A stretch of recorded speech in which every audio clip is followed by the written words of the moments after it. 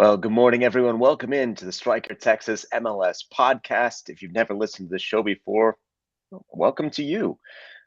Basically, we run down what happened in the Texas soccer weekend in MLS, and we look forward to the next weekend. Plenty to talk about this weekend. We'll be reviewing the Houston Dynamo's trip to Washington, D.C., talking with Victor Araiza, the Striker Texas correspondent down in Houston, about exactly what happened in that 2-0 defeat. We'll be talking about FC Dallas. I'll break down that 2-0 victory against the Seattle Sounders team. Does it still matter? Is it still important that this was against a heavily rotated Seattle? Do you take the 3 points any way we can get? We'll debate that a little bit later in the show. We'll talk about the best things we ate this week. We'll look ahead to U.S. Open Cup game for two of the three Texas teams, but the one that won't be involved is Chris Bils' Austin FC. Josh Wolf's Austin FC. I guess, Chris, you don't have anything to do with how the team is run, but you were there for every moment of the 1-0 loss to the LA Galaxy yesterday at Q2 Stadium, and that's where we're going to start today, looking into that game. Chris, Marco Delgado scores early, and after that, that's kind of all she wrote. There was more action, there were more attempts, there were more efforts, but ultimately Austin FC falls at home. Yeah, it was. It was. I'd say probably 90 minutes, the worst performance from Austin FC all year. Just in the chance creation, I think a lot of that had to do with LA Galaxy and also giving up the early goal. That's something that I'll have in my takeaways that they'll probably go up later today on Monday. Just I asked Josh Wolf, like, how much did that affect the game when you guys are used to going up 1-0 the first 10 minutes at home, and all of a sudden you're down. We can talk about the atmosphere in the stadium maybe being a little different than normal. I don't think that really affected the play on the pitch as much, but going down 1-0 and allowing LA Galaxy to sort of play a more defensive game, not have to come out and attack, I think sort of took away some of that juju, some of that cup of Q2 that Josh Wolf has talked about, and definitely took some of the momentum out of the sails of an Austin FC team that came into this one flying, and really, I thought almost a little, really feeling like this was their moment to show the rest of MLS that, hey, this is who we are, and Yeah. I think they're I a mean, little we bit talked last deflated week. this morning. Yeah, we talked last week about some of the national narrative. Matt Doyle from MLS, such a respected voice, a guy who I think does great work. And he kind of wrote very, as he always does, I think very candidly saying, like, I think they're doing these things well. They're clearly better than last year. But here's why I don't believe in Austin FC yet. That was just one of several voices, and I think he did it more diplomatically, maybe even than myself and Victor did on the show. Although Victor said he thought the Austin FC was going to go for the Supporters Shield. That still could be in the cards, to be honest. I mean, they're still Yeah, but I sitting didn't say second they were in the going to be an West. MLS Cup contender. Let's clear something Well, up here. okay, but if you lose 3 points at home to the Galaxy, if you drop three, you're not going to win the Supporters Shield. It's still look. I don't think that's really on the table, but this doesn't really crater them in the standings. They didn't get jumped by anyone. They're still sitting second in the West. Second It's in the good times. Supporters Shield as well. I want to go a little doom and gloom before we talk about. I saw you, Chris, kind of say, like, "Hey, calm down, people." Like, after this loss, I saw you getting a little frustrated with social media. So we can talk about the reaction first, but I kind of want to dig into the root causes a little bit more, and also get into the Cecilio situation, which we haven't really had a chance to talk about on this program. When you look at the root cause of this defeat, what do you find? Why did Austin lose this game, and what was maybe different than what we've seen in past games? Is it just that step up in competition that I think so many people around the league were kind of waiting for, and they failed the test, or could they pass tests like this in the future if they fix XYZ? I think they just came out a little flat, and I think that happens. I don't know how much like the heat had to do with it. It's the first 90+ degree game. Although Ruben Gabrielson said he still thought Houston was worse with the humidity. I don't know. He said Yeah, I he was couldn't going to breathe. say they just played So in Houston previously. Come on. so he Yeah. said They at least have wind coming through that stadium. no excuses there. We were trying to ask him about the heat, the Norwegian guy coming to Texas. Maybe a little bit cliche there. But I do think that they just kind of lacked a little spark. I don't know if it's all the noise around the club all week, sort of taking away from the spectacle on the field. I don't know if it's just an off day for a team that had won 4 straight. It's hard to win 4 straight, let alone 5. It's hard to win 5 straight in this league. I think it needs to be said. And it's not like they got ran off the pitch. I thought that, they were the aggressor for probably the majority of the match. Just gave up, like I said, an early goal and a great strike from Mark Delgado. Poor pass. And that's a trend that I think that they need to, just those little moments of just switching off, or Ethan Finley makes a great defensive play to win the ball and then plays it right back into the middle of the field. I mean, that's like U10 stuff. You don't play the ball to the middle of the field right to an opposing midfielder. Like it's just All right. It's just elementary, right? And Yeah. Ethan Finley knows that. I mean, he took a long walk back up the sideline, a lonely walk after that play. Knew that one was on him. Of course, they could have closed Mark Delgado down, but it was one touch, ball in the back of the net, and Andrew Tarbell got a finger to it, but really nothing he could do there. And you're down 1-0. You're already sort of not connecting passes the way you have. And I think it also needs to be said, Alex Ring is not quite living up to the billing of a DP attacking midfielder. And it's not that he's not playing well. He's still doing Alex Ring things. He's still winning the ball in good areas. He's still, connecting passes, but he's not finishing. And, he had a couple chances in this one that if you're talking about a DP attacking midfielder in this league with the ball at the top of the box, it's got to be on frame, man. It just has to be. And he's the captain of this team. He's a DP attacking midfielder. Maybe, and I don't know if you put that on coaching. I almost wonder if at this point in his progression, Danny Pereira would be a little bit better in that spot with his skill set. But it's not quite cutting it from the captain, and the standard is higher than it would be for other players in the field. But I think it needs to be said that he's not quite living up to what we expected this year.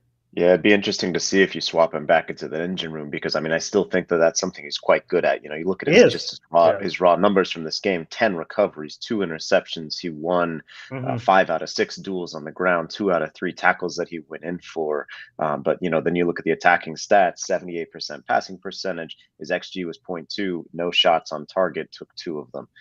Like you're saying, that's perfect. I'm glad you pulled those up. If that's your 6, great. If that's your guy who's supposed to be this sort of like second attacking player who arrives to help guys like Sebastian Drusi, maybe not. Let's talk a little bit about the atmosphere and what happened this week with Cecilio Dominguez, who now is eligible to play once again for Austin FC.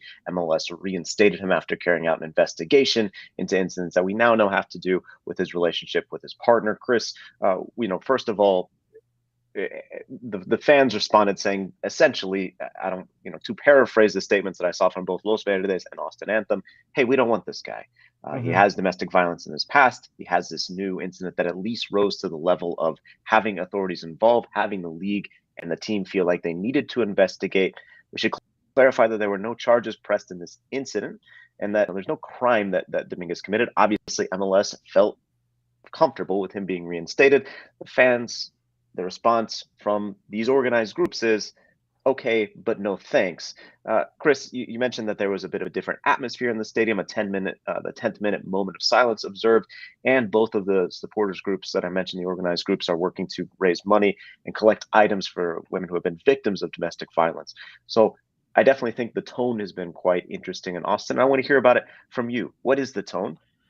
Have I encapsulated well the supporter response and what happened last week? And what do fans need to know about how this affected things this weekend and going forwards, both on and off the field? I think so, yeah. And of course, I'm going to hit on some broad strokes and some of the main key points here. But it goes without saying, go read our coverage on the Striker Texas. I think it's been the most complete, comprehensive coverage and some good perspective. I think we mentioned on this show the last 2 weeks, certainly last week, the coverage or the reporting from Jessica Luther. She's also been a great resource for me and all of my reporting that I've done on this issue. And the most recent story that I put up on Saturday, if you didn't have a chance to check that out, please do. It's got a little bit more detail on the MLS investigation, which didn't substantiate any physical abuse. That's consistent with the April 8th police report that we obtained and had coverage of, a couple weeks ago. And at this point, again, like you said, MLS has reinstated him. The CBA actually does not allow Austin FC to take further disciplinary action against Cecilio Dominguez. We expect he'll be back in training on Tuesday. That's tomorrow. I plan to be out there and see how much he's participating. Josh Wolf has said, and I think this is important as well. Josh Wolf has said that he's going to be a while. It's going to take him some time to get back up to speed if he is going to play again for Austin FC, just physically, certainly emotionally, and also this team is playing well without him. I think they're going to take their time to get him. Well, they lost yesterday, so. Sure, yeah, absolutely. That's true. But they are still second in the Supporters Shield standings. So I do think they've developed a good chemistry without him in the locker room, and so that's something that you're bringing this guy in, and that's something I asked Ruben Gabrielson. I'll have a story up, once he's back in training, sort of on the player reaction and how they feel about that. But again, I think it's a messy situation, man. I mean, it's a hard one. Solve this if you're Austin. I mean, that's what I was going to say. Stated yes. Their stance. I mean, I want to share a couple thoughts that I put out on Twitter, and I think that no matter who you are, what your opinion is on this, I think whether you're a fan, whether you're somebody in the front office, whether you're just a casual observer of Texas MLS or MLS in general, I think that when it comes to the issues like this, I thought that the message that the supporters were putting out yesterday was great. That the resources they were putting out were fantastic. Safe Austin, I know, is a great organization in the city. But just as you're reacting, as you're forming your own opinions, think about who you're looking out for and whose interests you're sort of looking out for. We all are sports fans. We all want our clubs to represent us in the best way possible. There's certainly a victim in the situation who has been top of mind for the club, and I think that's something that in my reporting has been pretty clear that they reacted quickly once they got the first word of this potential of this incident, of this report of this domestic dispute. Less than 48 hours passed from then until we saw the statement from MLS, the suspension. Of course, given the Portland case and Andy Polo, it certainly appears that Austin FC was a better actor in this case. So I think that is something that's important. But also, it's context. It's context. I mean, I don't think it's not over.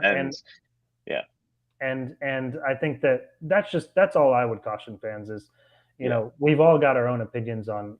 Certainly, there's no room for abusers in soccer. There's no room for domestic violence in soccer. The facts of this case are a little bit more murky than some others, and also just make sure you're looking out for the interests of a victim in this case, and not just jumping to what's best for you as a soccer fan, what's best for even when it comes to the team on the field results. I think that some people are really eager to maybe get Cecilio back on the pitch for that reason, or maybe they don't want him back on the field for reasons that have to do with soccer.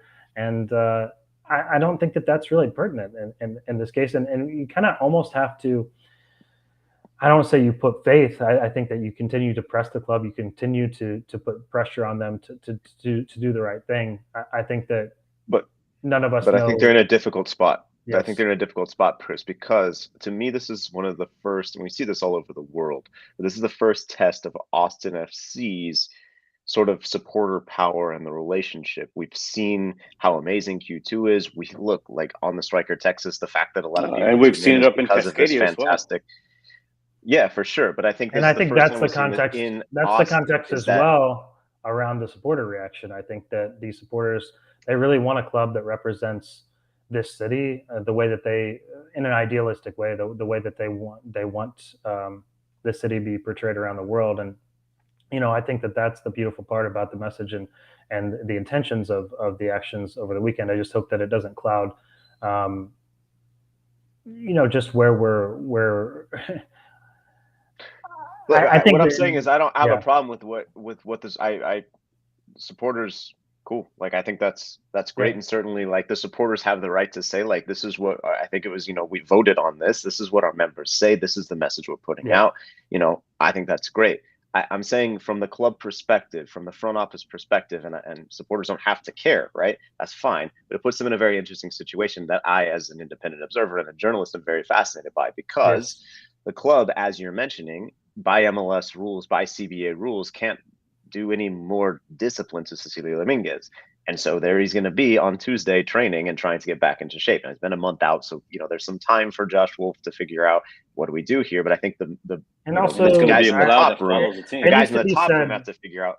It needs to be right? said. They have June is decision. coming, right? And so, I mean, there's certainly a potential that he sees the door and they find a way to sell him. I don't. That's just me sort of laying out. Those are the options, right? Those If are you're the if you're the front office, your choices are. Here's the thing: if you're the front office, your choices are now this. Say, hey, what can we do? And just kind of let the situation roll out. Your supporters are mad. You haven't. It doesn't seem like you've. I don't know what the response was to the initial statements, but you kind of. It seems like there's still this environment where it's like, I don't know what the club's going to do. Okay, but you can kind of say, we don't care. We're ignoring this thing.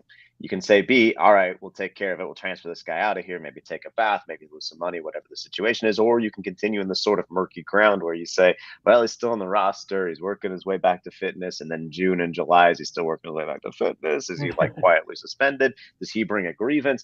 Look, like obviously, like you said very well, Chris, like what's important here is not does Cecilio Dominguez play for Austin FC, but I think like once we start to get into the sports world, it's like it is going to be a fascinating situation because I think Austin has benefited so much from putting the supporters in marketing material. They're not on national TV this weekend, against the LA Galaxy. If they don't have that great atmosphere, it seems like they're on national TV and more often than certain national news anchors. These guys are on every weekend, and rightfully so. It's a great atmosphere. The team has risen to the occasions, but you do now see, I think, this first test of, hey, what's the supporter FO relationship really like when the going gets tough? It's going to be fascinating. Of course, we'll have coverage on the Striker Texas. That's what I was going to say. Let's move on continue to cover the situation, and we'll have plenty on whether it's the supporters, the fans, and their opinions. We were talking today about maybe the best way to get some of those, on the site or in different avenues, of course, in an educated and complete way. So, if you got any thoughts on our coverage, feel free to shoot them my way. On Twitter, email me. Just let us know how we're doing with the coverage of this situation. I've been pretty proud to work with you guys and work with Jessica Luther, certainly work with Johanna Gretschel, our editor, and feel like it's been the most complete coverage that we could have to this point, but it's gonna continue. So anyway, move on to the rest of the weekend. Get in touch, like Harry Austin did, saying good morning. Hope we all had a great weekend. Happy Mother's Day to all the moms. Happy belated Mother's Day to the moms. Let's move from Austin FC, the second team in the Supporters Shield standings, to the fourth place team in the Supporters Shield standings. Ooh, striking distance, Victor, for FC Dallas. FC Dallas beat the Seattle Sounders 2-0. It took quite some time not only to find the goals, but to get the first shot on target against the heavily rotated Seattle Sounders. Some guys, I think, what did they almost lose this game? Did they almost lose this game?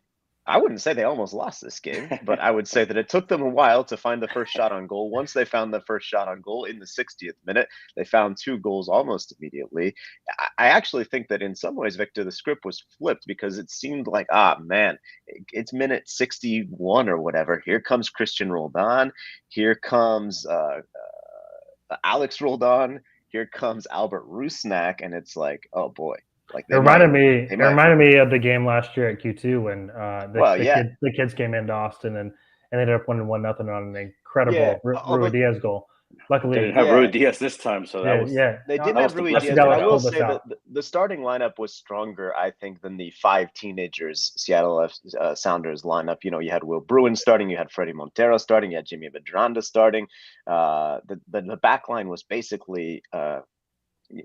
So first of all, they went to a back five, which FC Dallas was not expecting. They did not think that was going to happen. It took them a while to figure it out. I think there were some panic moments when Seattle saw the roster drop because both Nico Estevez and Jesus Ferreira kind of mentioned, we had a conversation like when the lineup dropped an hour before game time. And it's like, that's not necessarily when you want to be preparing for those things. But, I think that Seattle really doesn't put that behavior on the field very often. And so I think the first 30 minutes or so, FC Dallas was figuring out what the heck do we do against, again, a back line made up of Nuhu, Jackson Reagan, and Sissoko, who, like, all of those guys either played a lot of minutes last year or in the case of Reagan, like has been a key contributor for Concacaf Champions League and that sort of thing.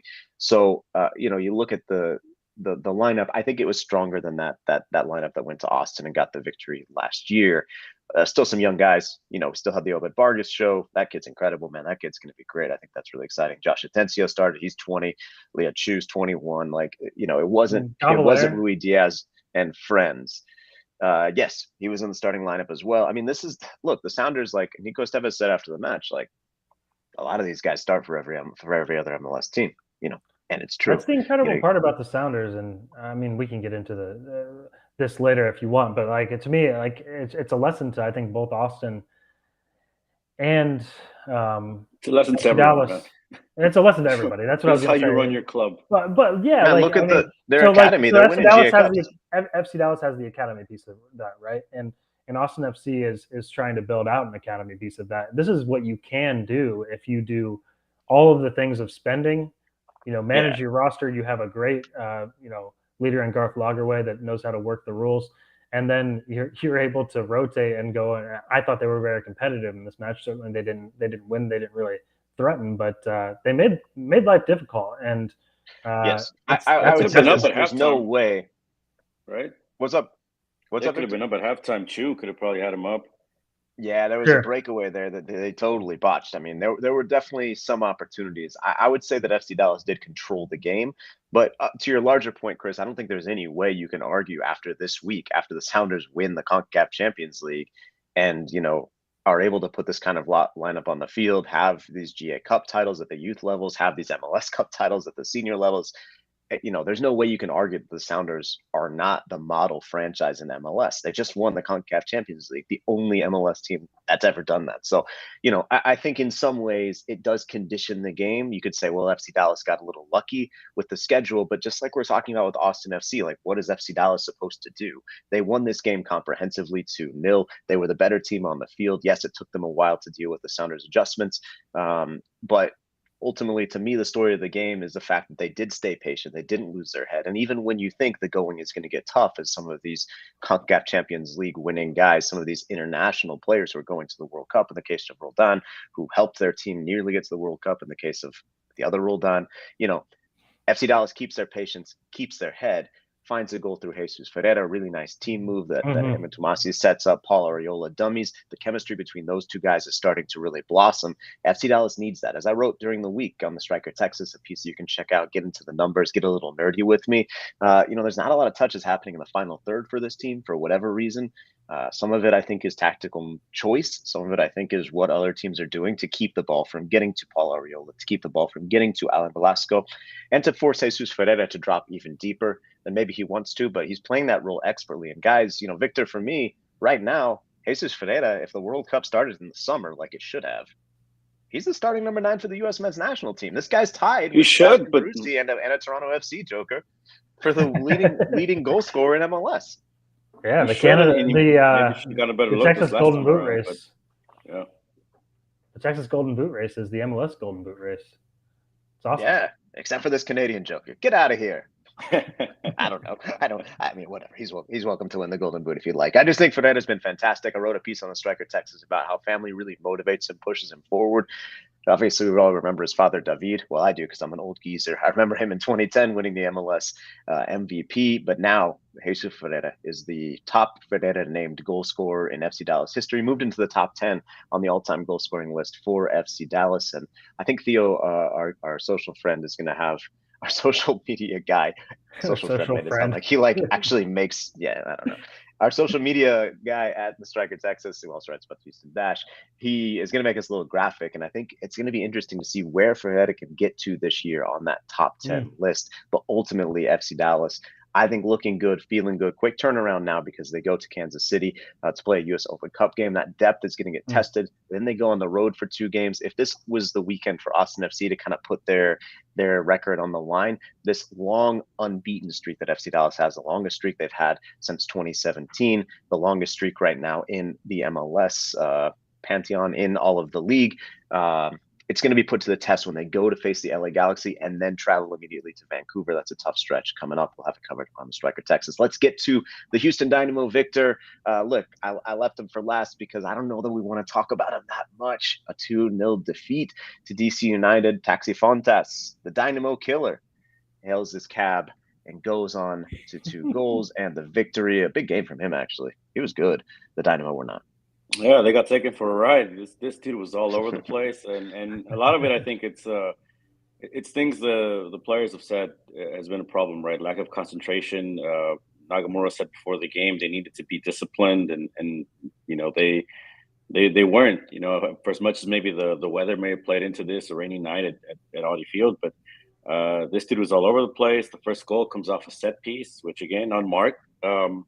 If you're scouting this team and he's one of their best players, that's kind of a foul on your part, right? And then the second goal comes on. He kind of just pops up on the other side, surprises Adam Lundqvist, goes right through him, smashes it into the back of the net. I mean, he had a great performance. Houston didn't necessarily generate big opportunities of their own. They had, what they normally have, right? One here, one there. But if they're not clinical, if they're not essentially perfect, it's not going to be a good night for them.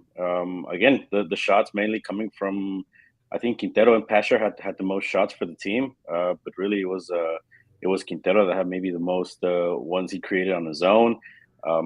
Ferreira, I think, 0 opportunities in this game as he continues to be a tough man to find. Now, he did have an opportunity where he tried to get in front of the box. Maybe he got slid from behind. Should have maybe had a penalty. I don't know, But besides that, like, they're not losing games, based on outside factors. They need to generate more opportunities. The same thing we've been saying.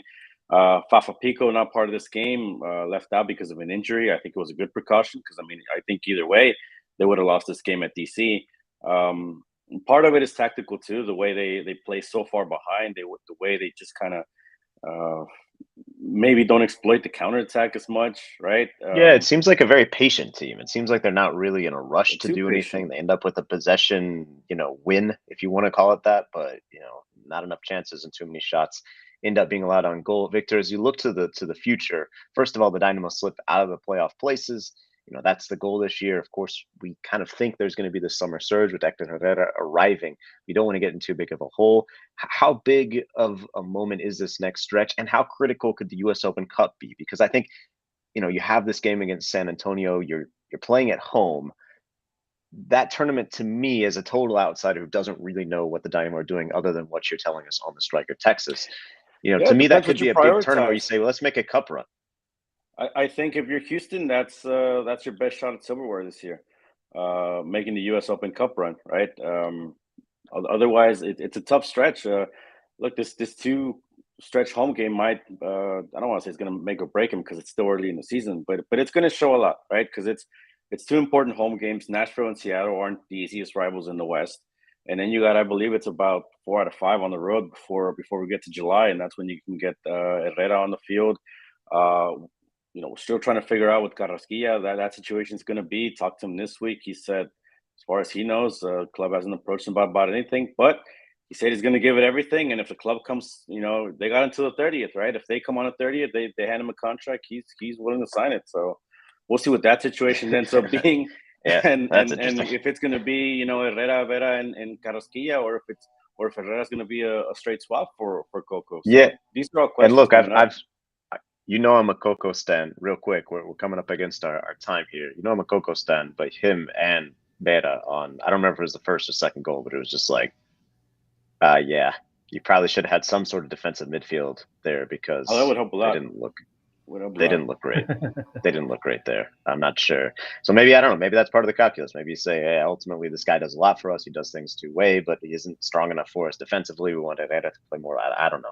There's some interesting decisions to be made for the Houston Dynamo. And look, who amongst us has not said, if you put a contract in front of me by the 30th, I might sign it. We've all been in that situation, right? We're all willing potentially to sign a contract for hundreds of thousands of dollars to play for the Houston Dynamo. Call me. Let's talk quickly about the best thing. Defensive midfield. I'll give it a shot. I I will get blown by 100 times out of 100, but I'm consistent. Best thing we ate this week. Anybody? No one was really doing anything too exciting this week. I grabbed some Anybody? late night 54th Street Grill up here in the burbs last night. Got some tequila wrappers, which is like these little like egg roll looking things. What? They were good. I don't Okay. know. It has tequila in it?